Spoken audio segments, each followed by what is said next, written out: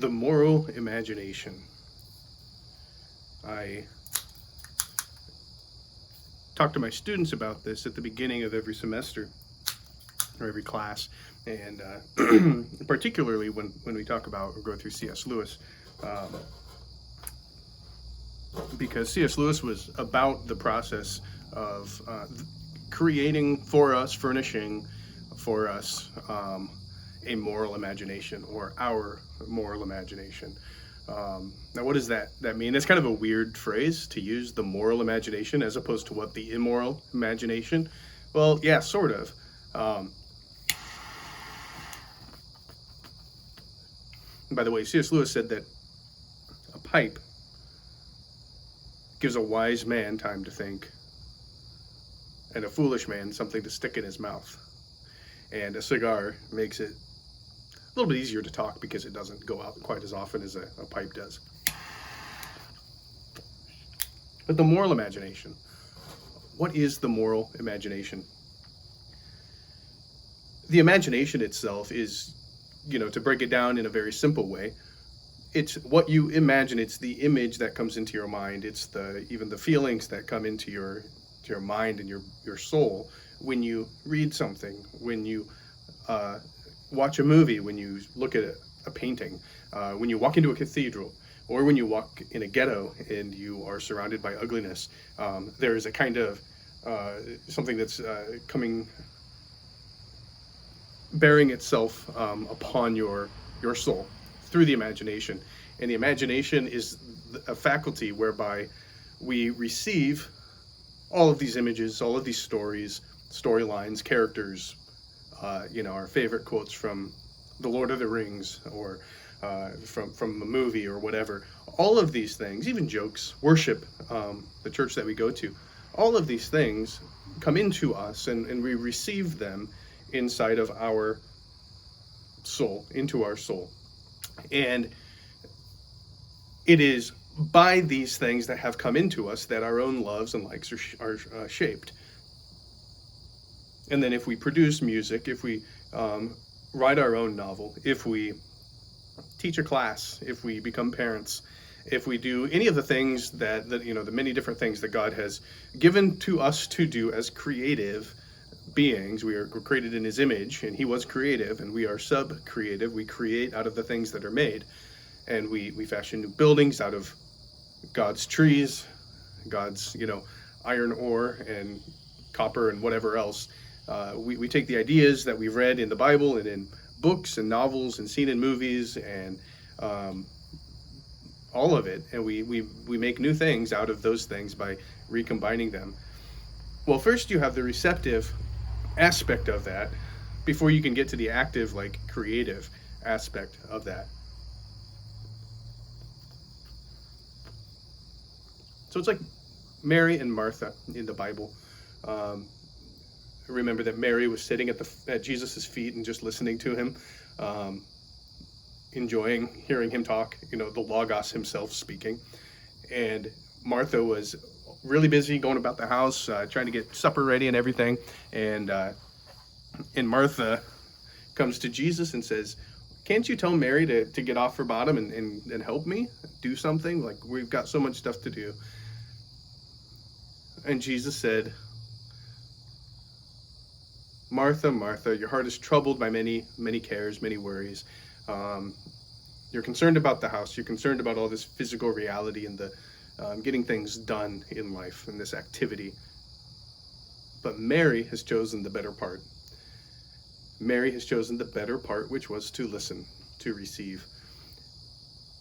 So what I take from that is that we have to be, at the very least, we have to have a Mary aspect to our soul, where we are open and listening to all that is, all that surrounds us, nature, people, novels, movies, music, all of it. We have to have that Mary aspect, and truly, we all do. It's not something that we have to try to achieve. We all have that receptive nature, that receptive faculty in us that receives the media that we surround ourselves with, that we partake in. So maybe the bigger question is, are you sitting at the feet of the Logos to take it in, to shape your soul? and your imagination to be a moral imagination? Or are you taking in trash? Are you taking in what the world has to offer? Other kinds of imaginations, evil, diabolical imaginations, or um, even imaginations that make things too sweet, make things seem better than they really are, or nicer than they really are, or whatever. Like there's no real struggle in life. Everything's just hunky dory, and the Christian life especially is just you're being raised to heaven on a flowery bed of ease. I remember singing not old hymn, but a hymn from maybe 80 years ago. A hymn that actually said that, like that's what the Christian life is. And when I read that, when I sang that, I was like, that's not my experience. That's not my Christian life. Maybe it's yours. More power to you if that's how. No, it's not like that for any of us. So we need to be Marys. We need to be receiving that which is good, true, and beautiful into our souls. Because eventually we all do create, we all do, like the Logos, speak new things into the world. From our experience, we do them just in conversation with our family members, with our friends. We do it when we write. Whether you're writing for class, for publication, your own journal, letters to your kids, whatever it is, whenever you use those words, you are participating in the Logos. If you remember in John 1, Romans 1, and Genesis 1, if you go and read those, you find that Jesus is the Word. Jesus is the Logos. And he made everything that was made. And it's through everything that is made that we see God's divine attributes clearly. So even we are made by the Logos, and God's divine attributes are made to be seen in us. So everything that's created is a kind of communication. It's created by the Word, and it is in itself a word. It's not the Word, the Bible, which is much more clear, but it's a word. You go and you look at mountains, you go to the foothills, near Fort Collins or Denver or whatever, and you look up into the mountains. There's something being communicated about the grandeur of God and His majesty. So you, each one of you, me, with our words, we are doing something. We are creating, not out of nothing, not ex nihilo, but we are shaping the world around us with our speech.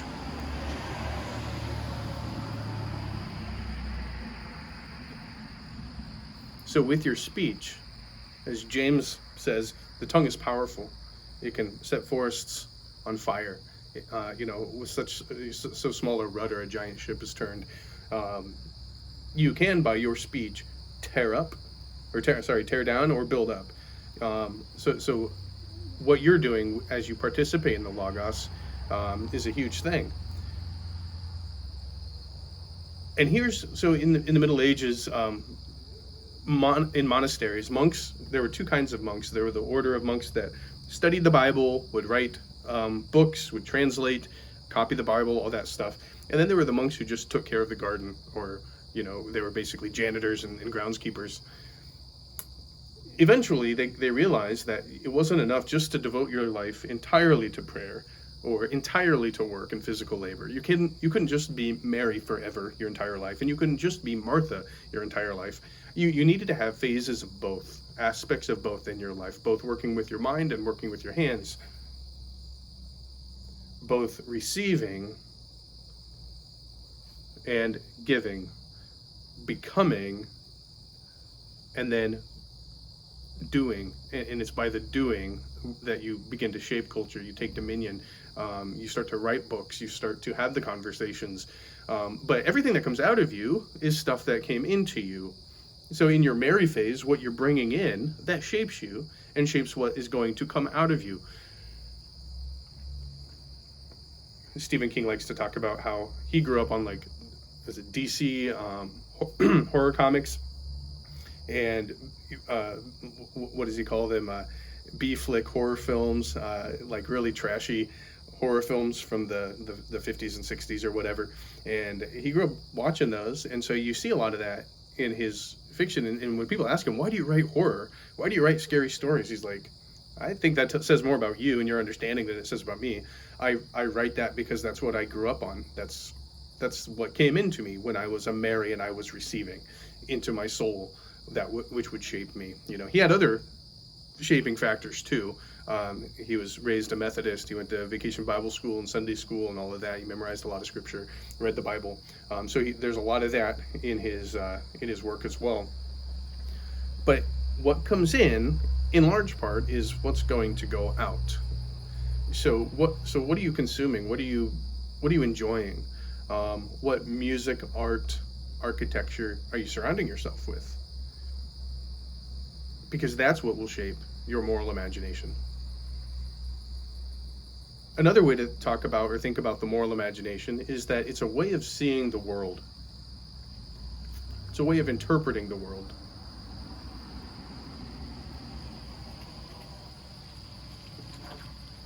When you look at a king with the crown and the robe and everything, do you think, oh, that's just a little old man who's trying to look important?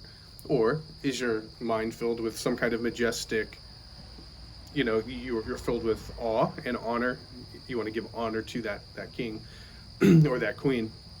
That, in large part, is what the role of your imagination performs. It tells you how to think and how to feel about all the things that are out there in the world, so that when you come and you experience certain things, you will reject the ugly and you will love the beautiful or the good and the true. And we'll talk more about that in a later video when we talk about C.S. Lewis's The Abolition of Man. But this idea of a moral imagination, Russell Kirk wrote an essay about this, and he was kind of riffing off of a quote in Edmund Burke, his reflections on the French Revolution. He said this. He talks about the moral imagination like it's what gives us our manners. It's what tells us how to behave around other people, and even when we're by ourselves. What is good, what's worth pursuing, all of those things. And Burke was facing, in the French Revolution, he was looking at an ideology that was saying, like, radical individualism is the way. We need to strip away all of the manners that you once had. You need to, each one of you, be your own God and serve your own self, and the state exists to serve each one of you, and all of, every man, exists for your sake, kind of thing. And so it just really would tear away the fabric of society, manners, morals, all of those things. Here's how Burke talked about it. All the decent drapery of life is to be rudely torn off, all the superadded ideas furnished from the wardrobe of a moral imagination, which the heart owns and the understanding ratifies as necessary to cover the defects of our naked, shivering nature, and to raise it to dignity in our own estimation, and are to be exploded as ridiculous, absurd, and antiquated fashion. On this scheme, a king is but a man, and a queen is but a woman. A woman is but an animal, and an animal not even of the highest order.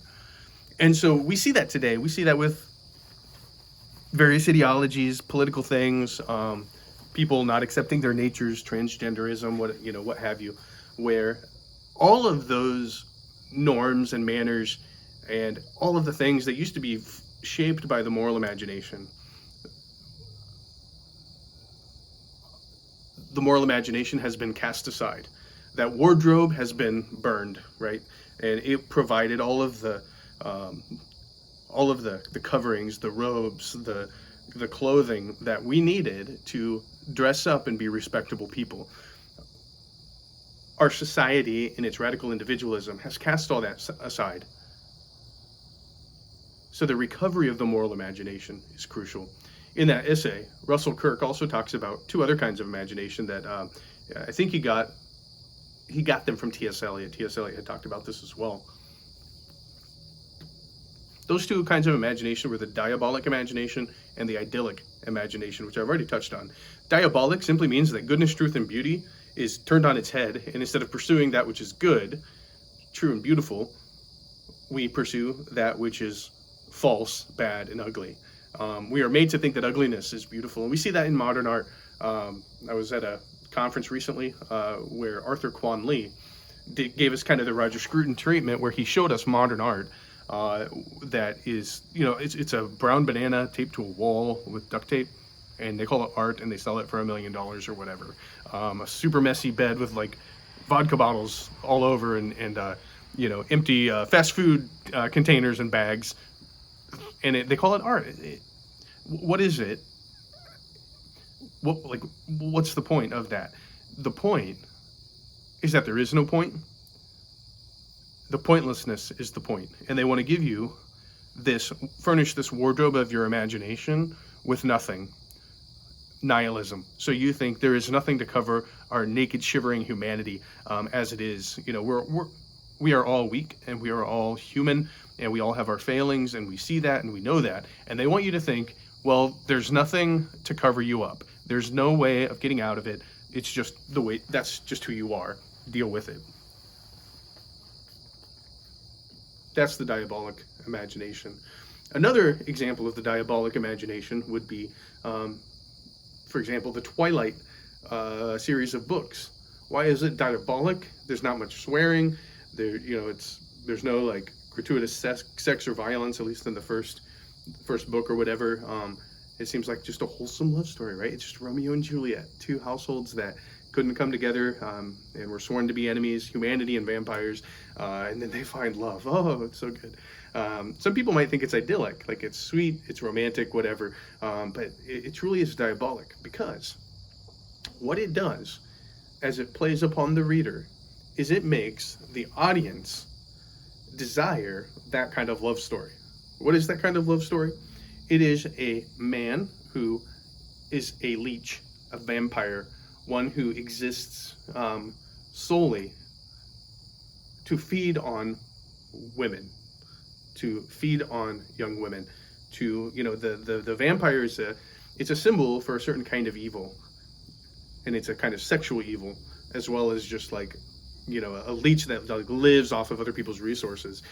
It is a sexual symbol. And what you end up doing is you make it so that all of these young girls read that, and then they go on to 50 Shades of Grey and they read that. And what do they want more than anything? They want to be used by men who have this like otherworldly power or whatever, and 50 Shades of Grey, this otherworldly wealth. It's diabolic. It's not good. It turns goodness, truth, and beauty upside down. It makes evil look beautiful, and it makes it desirable. That's the diabolic imagination. Now, the idyllic imagination, as I mentioned, that hymn that paints the Christian life as something that's super easy and flowery, and like there's no pain or suffering or anything. It's like, no, life is suffering. Read some Jordan Peterson. You need to get that out of your head, because you're going to have a terrible life of disappointment if you don't expect suffering along the way. No, we don't need an idyllic imagination that says everything's going to be easy. We don't need a diabolic imagination that turns goodness upside down, that says you are not made, the way you are for a reason. You can pretend to be whatever you want, and you can take hormones, and you can do surgeries, and you can change yourself so that you can, be your radical individualistic self. No, you can't. That's diabolic. That's wickedness. I think our current climate in the culture and politics and even in the church it has switched from an idyllic form, which would have been prominent in the like 50s, 60s, 70s, within the church at least, to definitely a diabolic form. We are consumed by a diabolical imagination where we flip everything on its head. We call good evil, and we call evil good. So as you read C.S. Lewis, or really any story, or look at any art, you have to think about how is this shaping my imagination and how I look at the world? Is it creating in me a moral imagination by which I will be able to produce a moral life, a moral book, a moral, a good painting, architecture, whatever it is that you're about in your work, in your play, your sports, your writing, your entertainment, your leisure. Are you doing it? Are you able to produce out of the moral imagination? One of the things that Burke says that is so good is the these furnishings, these things within the wardrobe of the moral imagination,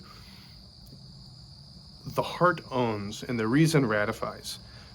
Whenever you read a story, whenever you listen to music and you feel like feel it, right? It's like, oh yeah, I get it. Like, this is good. I'm totally like, I love this, right? Your heart owns that.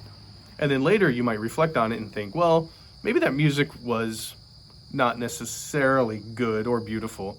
Um, Maybe that architecture is more cool than beautiful, and so, but some things, like, you read The Lord of the Rings and your heart's set aflame. And then later you reflect on it for years. You reflect on it, and your reason, your mind, your intellect ratifies what your heart's initial judgment was about that work. That initial heart ownership is crucial. It is shaping what you love, and what you love is going to shape how you act.